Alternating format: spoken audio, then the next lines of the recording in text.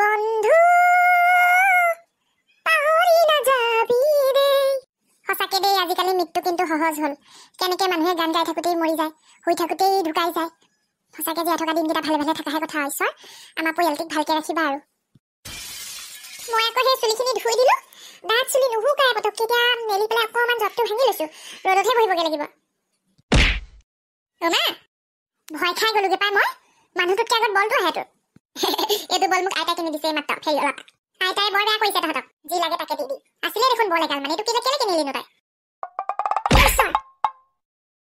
তই যে ভিতৰত ফুটবল খেলিছ মোৰ মুখখন ভাঙিলিহেঁতেন এই মাত্ৰ নেভাগে যে ফুটবলত যে মুখ নেভাগে মা নাকটো চেপেটা হ'লহেঁতেন চাগে তোমাৰ নাকটো এনেও চেপেটা বা অকণমান একদম যা একদম বাহিৰলৈ যা ভিতৰত নহয় এইবিলাক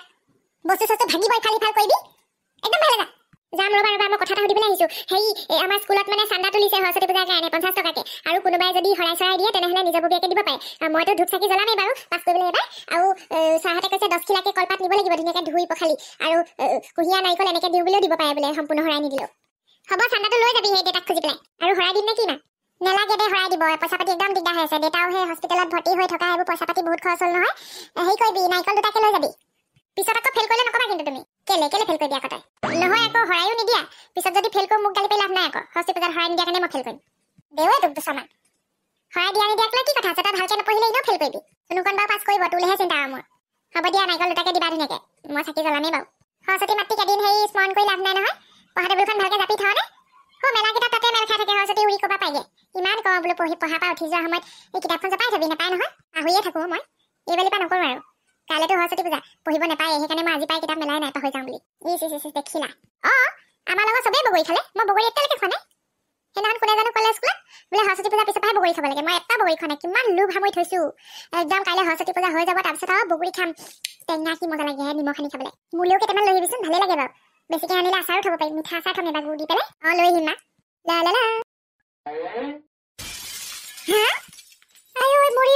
মৰিলো ঐ জুনুকাক জোকালো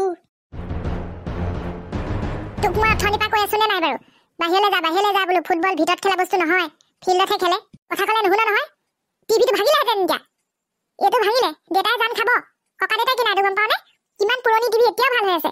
কি ধুনীয়া ফটফটীয়া ছবি ওলাই ভাঙিলিহেঁতেন এতিয়া আপুৰুগীয়া বস্তুটো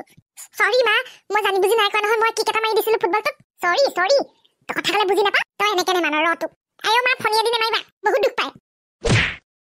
আয়ো বেয়া দুখ পায় ফণিয়ে দি নেমাৰিবলৈ কৈছো মই মা খাবলৈ মন নাই যদি বেয়া কামবোৰ কৰ কেলে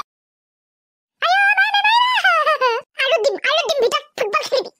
পিটিক ঘুগলা বনাই দিম মই বাচাও চোন বাই কি কৈছ খিৰিকীয়ে দি বাহিৰলৈ চাই আছো চাবি ইমান ধুনীয়া লাগিছে কি চাইছনো প্ৰাকৃতিক দৃশ্যটো চাইছো ছবি আঁকিবলৈ ভাল হ'ব আকৌ চা প্ৰাকৃতিক দৃশ্য চা মই মাৰ খাই আহিছো মাত্ৰ কিয় উৎপাত কৰিছিলি কিবা এটা চাগে নাই কৰা ফুটবল খেলিছিলো সেইটোৱে মোৰ দুখ হ'ল মিছা কথা নেমাতিবি অকল ফুটবল খেলাৰ কাৰণে যে তই মাৰ নাখাৱ পিছে কোনে মাৰিলে দেউতাই নে মায়ে ফণিয়ে দিলে একদম ধাপ দিলে এনেকুৱা দুখ পাই ফণিয়ে মাৰিলে গম পাওঁ নে মাৰ হাতত ফণি থাকিলে অকণমান আঁতৰতে থাকিবি ফ্ৰী এডভাইচ দিছো মই আকৌ মাৰ খাবলগীয়া কাম নকৰোঁ নহয় তোৰ লেখিয়াকে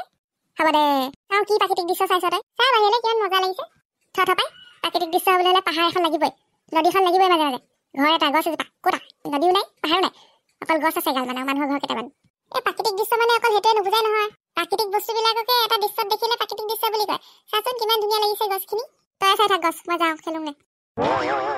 এইখনি গাঁও নিচেই আপোন ইয়াতে দেখো নতুন সপোন কোনে যদি চাই জুৰি দাপোন এই গাঁও আপোন মামনি ৰুটি হ'লে নাই দিয়া আকৌ খাওঁ ভোক লাগিছে আৰু দেওবাৰ হ'ল বুলিয়ে তুমিনো বাৰু ইমান দেৰিকৈ উঠিব লাগে নে আজি দিয়া মই এদিন ৰেষ্ট লোৱাটো আপোনালোকে বেয়া পায় হয়নে বেয়া নেপাওঁ এই দেওবাৰে অফিচ কাছাৰীহে বন্ধ স্কুল বন্ধ কিন্তু আমাৰ পেটৰ ভোকটো বন্ধ নাই নহয় অকণমান আৰু কণ্ট্ৰল কৰিব পাৰে আৰু এদিনৰ কাৰণে সদায় দেখোন পুৱাতে উঠি বনাই খুৱাই থাকোঁ দেওবাৰ দিনাহে অকণমান শুওঁ যেনিবা কিমান কষ্ট ইহঁতৰ স্কুল থাকে আপোনাৰ টিফিন বনাব লাগে মই নিজে খাবলৈ সময় নাপাওঁ ঘৰৰ গোটেইখন কাম কৰোঁতে দিনটো শান্তিয়ে নাপাওঁ কিমান দিন হ'ল ভালকৈ টোপনি পুৰা হোৱা নাই আজি ধুনীয়াকৈ টোপনিটো পুৰা কৰি মুখ গা ধুই পেলাই এই ৰুটি ভাজি বনাইছোঁ পিছে তোমাৰ মেঘালী চুলি তাৰি কিয় মাৰি থৈছা ভাজিয়ে চাজিয়ে চুলি পৰিলে কি হ'ব নপৰে দিয়ক মোৰ চুলিখিনি ইমানো কমজুৰি হোৱা নাই মই সদায় তেল টেঙা সানি ভালকৈ বান্ধি থওঁ এতিয়া এই ধুইছিলোঁ কাৰণে শুকোৱা নাই একদম ঠাণ্ডা লাগি আহে আৰু সেইকাৰণে ৰ'দত মেলি থৈছিলোঁ ফণিখন লগাই থৈছোঁ এতিয়া য'তখিনি ভাঙোগৈ যাওঁ আপোনাৰ আকৌ আকাশ পাতাল চিঞৰা এই ভোক লগা হেৰি শুনিহে মই দৈ আহিছোঁ ইহঁতকো দিয়ে দিওঁ বনালোৱে মই সিহঁতি হৰলিক্স পানী খালে বাৰু দি দিয়া মা ৰুটি দি উৰা মুনুকন বা কমাই দেখে যা কি বনাইছা নো চাও ঐ মুনুকন তোৰ কিয় ইমান উৎপাত ওমা সৰি মই নাজানো নহয় কি পৰি যাব বুলি তুমি ভালকে ধৰি আছা বুলিহে চাইছিলো কি বনাইছা ইমান ধুনীয়া বনাইছে মোৰ শান্তি নাইকিয়া হ'ল আৰু দেই সঁচাকে এবাৰ বনাবলৈ দি দা এইটো একদম খেলা মাৰি পেলাই দিছে কৈছো নহয় কি খাই পাইছিলো জানো এইটোক মই সঁচাকে দেই ইমান উৎপাত অকমান ঠাণ্ডা কেনে থাকে ইফালে যাব সিটো পেলাব ইফালে যাব সিটো ভাঙিব মুঠতে ইয়াক গৰু পিটন দি দিওঁ নেকি অ' নো ফোনিয়ে নামাৰিবা প্লিজ মা ফোনিয়ে নামাৰিবা আয়বতী ক'ত পেলাইছা তোক আজি মই দিম এৰা মা প্লিজ ফোনিয়ে নহয় ফোনিয়ে বেয়া দুখ পায় আৰে এই দেওবাৰ দিনটো অফিচ বন্ধ থাকে ঘৰখনত থাকোঁ ইহঁতৰ উৎপাতত শান্তিয়ে মানে একো এটা খাবলৈও নাপাওঁ থাকিবলৈও নাপাওঁ গোটেইখন চিৰিয়াখানা কৰি থৈ দিছে ইফালে চিঞৰ বাখ দৌৰি ভঙা ভঙি হৈ দেওবাৰ দিনা অফিচ খোলাই ভাল আছিলে কেণ্টিনতে খাই দিলোহেঁতেন মজাকে চফা জেগাতে পৰিছে বাৰু খাই পেলাওঁ নেকি এই কাঁহীখনে পৰিছে তলত ৰুটিবিলাক পৰা নাই নহয় চফাই সদায় হাঁহি মুচি থাকে টেষ্টি হ'ব দেই ভাল লাগিছে কিন্তু লা আজি ৰুটি খাম লগতে বুট আৰু কি বনাইছে জানো বুট আৰু বিলাহী চব্জি খাম লগতে দৈ খাম আহা মগেম বখুচ হোৱা